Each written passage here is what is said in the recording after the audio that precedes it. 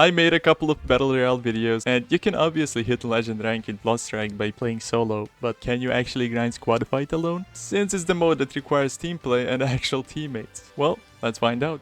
Knowing most of the people struggle to play squad fight while queuing alone, it's either your teammates or enemies being insanely good, but you can actually hit Legend easily. This is my squad fight history from Diamond 4 all the way to Legend. I wish I could go further down, but I can't. You can see how I lost only 2 games out of 30 that I played in my journey to Legend. And keep in mind, I was playing alone, random squads, really good enemies, especially in Master, still dropping decent kill games. You can even tell I carried most of them. First of all, I want to go through these 2 games that I lost. How did that even happen? Well, in the first game, I had a guy that was literally AFK. I mean, 18 damage is insane work. But I also had a teammate with just 2 kills, but almost the same amount of damage as I had. And I don't blame him, he did play the game. The second game was way closer, this time in Master. I doubled the damage of my teammates, and I also had the most damage in the game. I am aware it's not just about the damage, but it's a huge indicator of how much you actually are doing in that game. If my teammate had 5k damage but 0 kills, I won't blame him because he did a huge part in that game. Sure, maybe he didn't get any kills, but he definitely got knocks and close fights. Games like these happen all the time. Now, if you really want to avoid sweaty lobbies, I would recommend playing around early morning time or late nights when there's barely any sweats online. Your games will be much easier and you will win most of the times, but you might also get worse teammates with that. If you're good enough to carry the game alone, don't run into 4 of them and die blaming yourself. Instead, try doing something else and outsmart them. Use your brain and isolate the fights. That's what I personally did. Running snipers basically saved me. I always hit some really nasty shots which helped me get those kills without taking any damage and securing the wins. If you want me to make a guide in squad fight, feel free to comment down below. There are only 2 games where the score was 4-2 and the others were basically 4-1 or 4-0, which is insane. Going up to 11 or even 12 kills in master lobbies is really something you can do if you know what you're doing. The answer to that question is yes, you can definitely solo queue in squad fight. It's easy to blame teammates, and I know I've also been there, but it's